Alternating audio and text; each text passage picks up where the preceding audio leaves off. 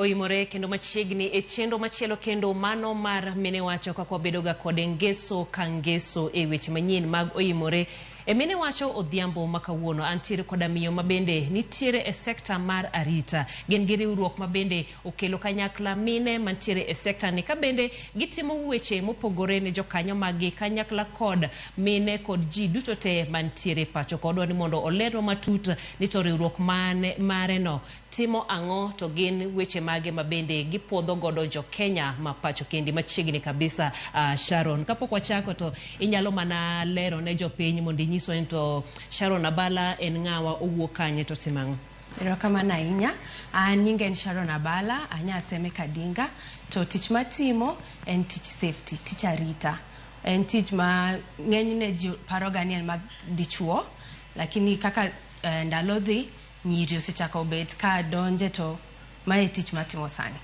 Arita thothne ing'eni kowache to ji paro ni gin weche mag obila, weche mag polise, okin polis, okin obila. Koro lerno matut ni wach arita mabende utimo ni en mane? Arita mwatimo en gima itimo kamora mora ma ji tiye. Nikech kamora mora ma office nitie kata iluongo nade factory nitie, dhano nyalo hinyore. Omiyo tijwa en mar make sure ni ng'ata matiyo oko hinyore.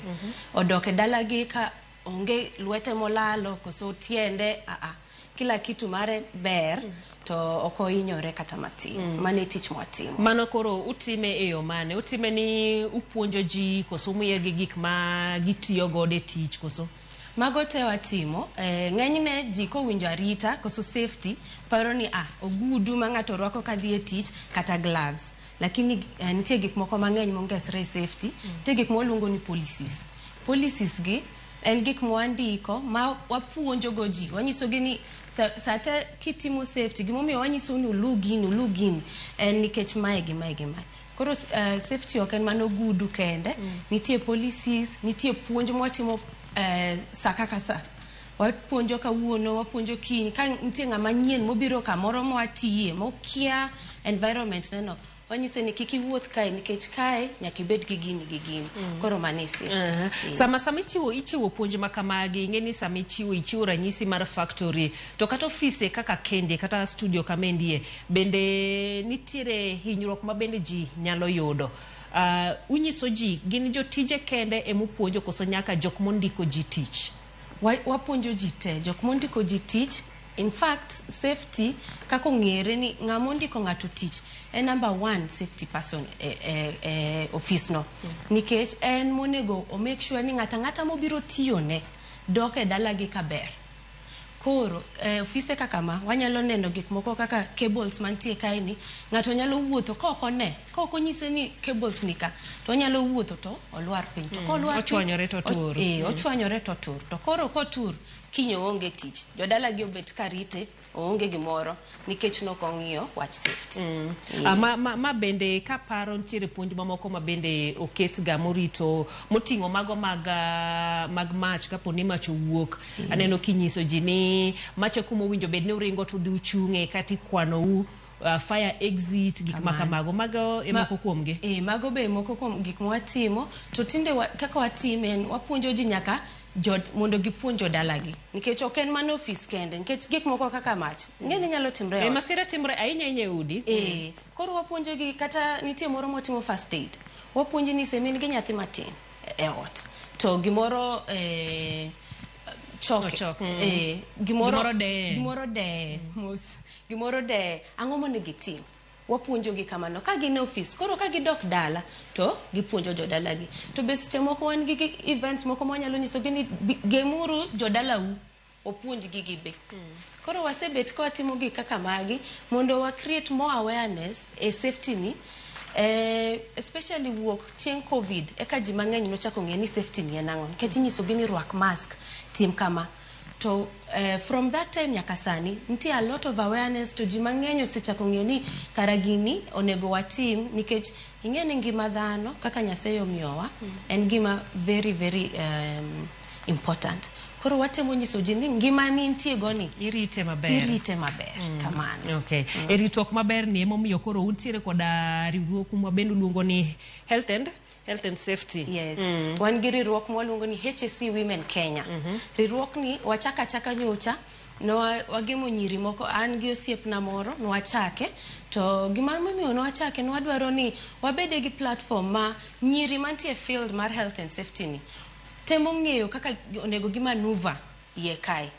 Koro sani ka waloso wan gi over 700 women riwruok ni to nitie nyaka nyithi school mantie college masomo course ni masiche moko gikia ni oko kae to ginitimo nade wapuonjo gi watango negi watimo mentorship to nitie jok moko ma already nitie ye ka to onge kata tich to nono wan wasebete field koro kwa winjo ni tich nika ero waoro negi ngato temo siche moko wan be kuma watie ka wan gi opening waluongo gi koro en riwruok mosebet ka konyo ji to jok ma kaka wan mosebete field siche moko wayudo challenges matek mwakia kata kaka onego watim wapenjo group ka wapenjo jogi ni to kiyudo kama titimo nade koro en riwruok mokonyowa kaka nyiri kaka mon mantie field ni mondo chung matek masani wane process mar keto riwruok ni mondo bed society mondo bedo very official mwanyalo timo gik mang'eny kendo kaka nyiri Sharon waduoki chien sami wacho ni ntiere tiegruok ma bende ji timo ng'ato dhi e college kata university kopuonjore weche mag safety ni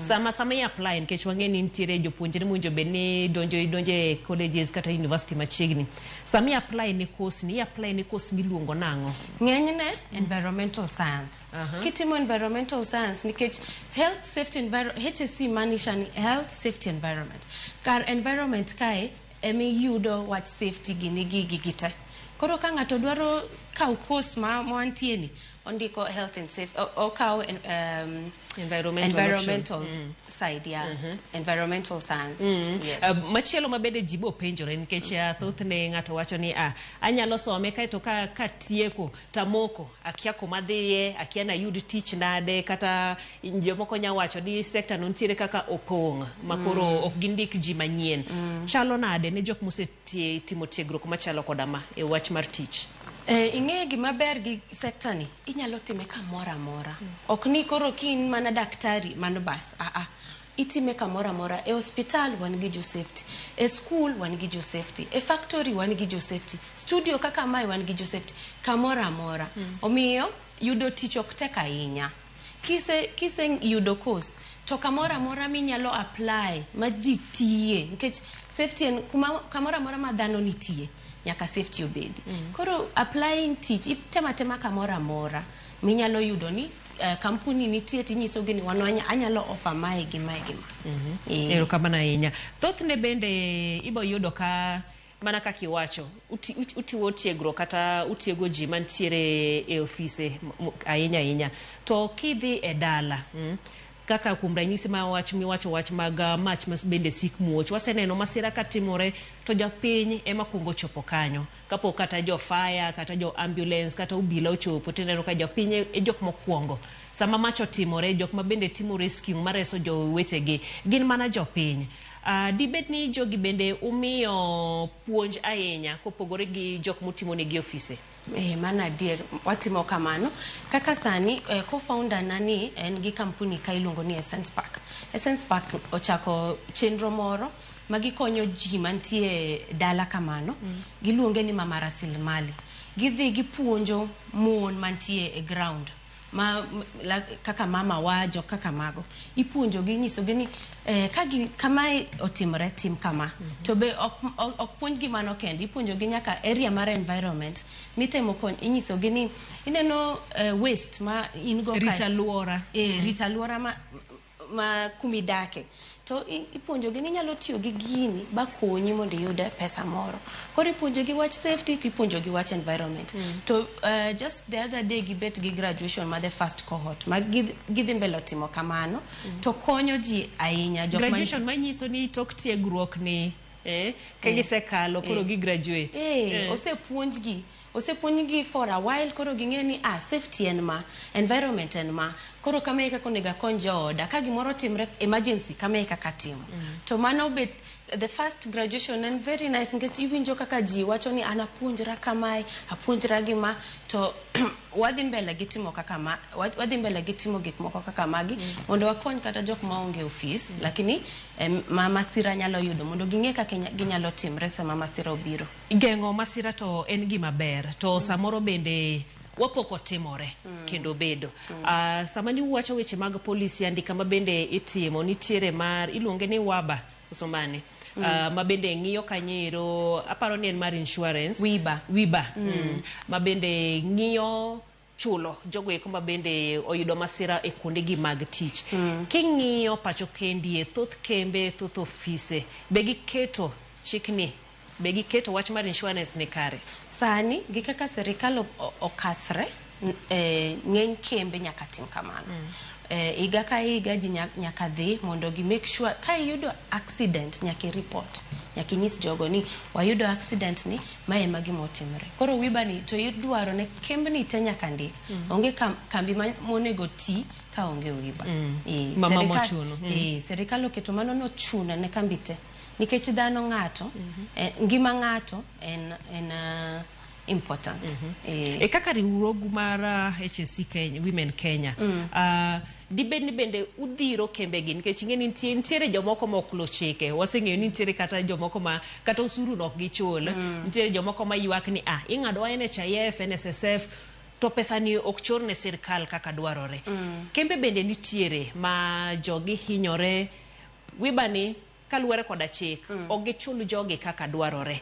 Dibed ni bende ukawo ne kembe makamagi okang' kaka riwruok maru? Nitiere riwruok moko mantie Kenya ka makoro chungi gi kaka mago ma wa highlight. Sema waneno ni kambi ni ok tim mai, wa highlight. Wawacho ni nitiere riwruok ma pod wantie kaka HSC Women. Iyudo wantie riwruok moko miluongo ni Waspark, wan gi riwruoke go kanyo waloso bo wacho ni mae motimre kambi ni unyalo timo nade. To wanyalo report ofise wa mag DOSH mochung ne safety Kenya ka.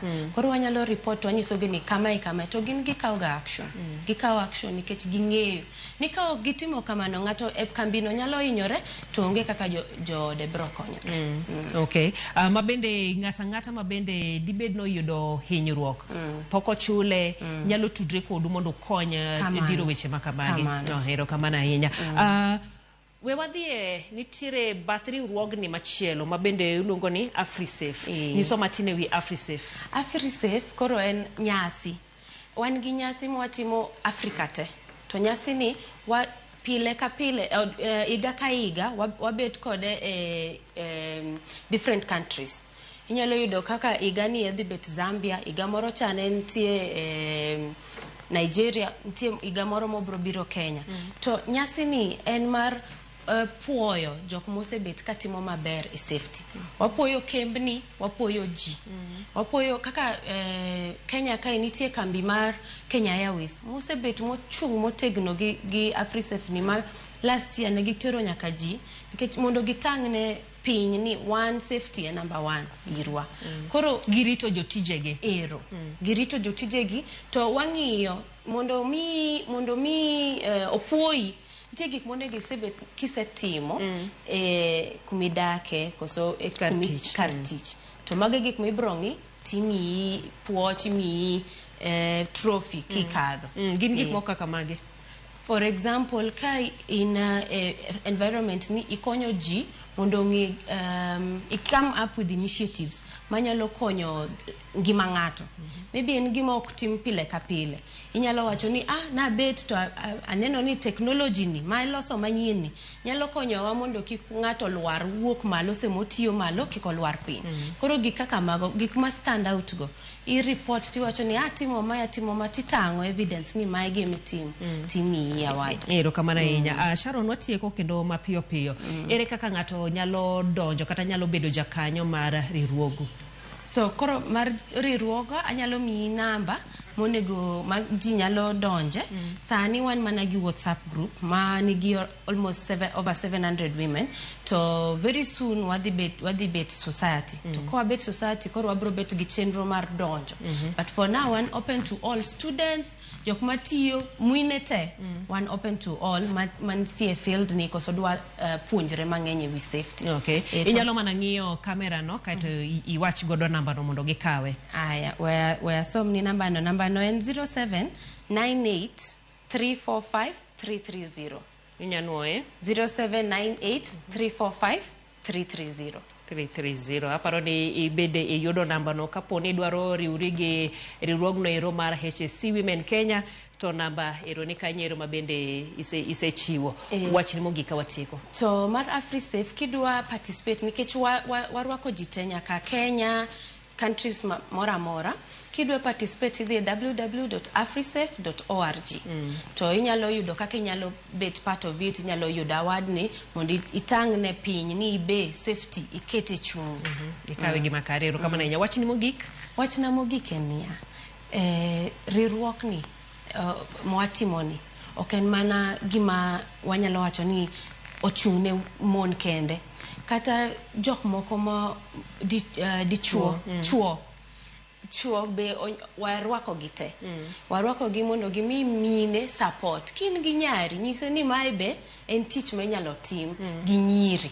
To nikech safety kaka ineno ng'ama dhako kaka ng'iyo ngima seche moko pogre gi kaka dichuo ng'eyo. To koro ka wakawe ni to inyalo neno ni sani kaka as a country Kenya wanyalo improve our safety awareness to the level mwachopo kata pinje maoko. Hero kama na inya Sharon Abala mano mara HSC Women Kenya mabende waluwe weche mag arita ikembe, arita dala, kaka inyalo jiwo arita aluora mari kamora moro mitiyo. Ken mano office kende kata kapodi intiere kari mar tich e kibanda in miyo no ero mabende usa lot gik makamago mango weche mag arita mabende ibende uona inyalo kao kendo iketo kaluoro koda puonj mabende gisebedo ka gichiwo. Mane mabende no antiere gode chendo ni mar mene wacho dhi yweyo machoka oduogo to adhi nyime kod weche manyien mamoko.